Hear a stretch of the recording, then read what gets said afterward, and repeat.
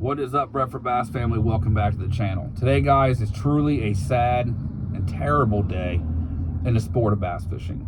I'm on my lunch break right now at work. I was scrolling through my phone, and I seen that there was two separate boating accidents that happened today. One at the MPFL tournament on Lake Norman, and the other at the Tackle Warehouse MLF tournament at Lewis Smith Lake in Alabama. From what I read, is the accident that happened at Lake Norman, the MPFL event, it sounds like they were non-serious injuries, not fatal injuries at least, and everybody should be okay, which is great news to hear. The one that happened at Lewis Smith Lake, the MLF event, it sounds like there was a death in that accident from everything I've read. MPFL and MLF is not releasing all the information yet, which I fully understand. The MLF stuff, they did release that Flint Davis was involved in the accident. I'm not sure yet if he was the one that passed away. They're not saying, they're still doing their investigations and they're still trying to figure all that out. So they're trying to keep everything kind of quiet right now out of respect for the families and everybody involved, which I fully understand and fully respect. But guys, I got to say, this kind of stuff is terrible. It's terrible that people are going out fishing and losing their lives going fishing. I'm not going to speculate what happened.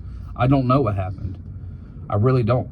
And I'm sure as the day progresses here, we'll get more information on it. But the fact that somebody out there lost their life today going fishing is absolutely tragic. It really is.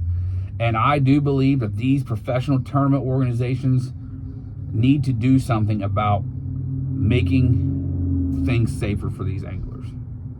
And I'm not saying what happened today had anything to do with boater error or equipment malfunctioning or anything that the tournament directors could even control.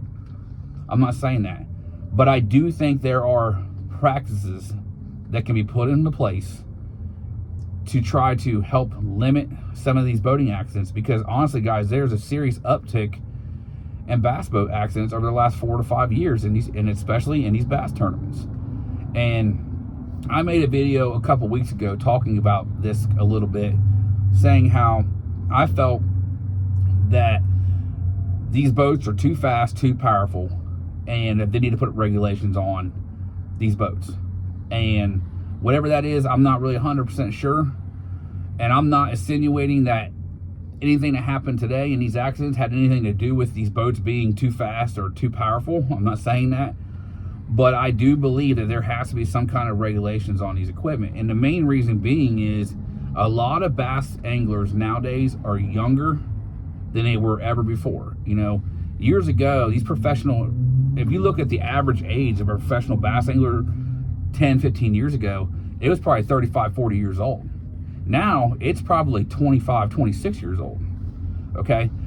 Younger guys are getting into the sport at an early age, 18, 19, 20 years old, and they're running these bass boats. They have 250 horsepower motors on them, and quite frankly, they don't have the seat time and the experience to be operating machines like that. They don't. And if they can't protect themselves, the tournament organizations need to do something about it to help protect them. Of course, accidents are going to happen. They happen every day. They happen on the roadways. They happen on lakes all across the country. Not everything can be prevented. But I do believe there are things and measures that can be taken to help limit some of these bass boat accidents. But like I said, guys, I'm not saying that's what happened today. I don't know what happened today. And my hat's off and my prayers are to all the people involved in the accident today and their family members, because it truly is a tragic, sad day in the sport of bass fishing, guys. And that's all I really had. I just want to kind of share my thoughts on everything. So everybody stay safe out there. Really, stay safe out there. And I'll talk to you soon. Peace.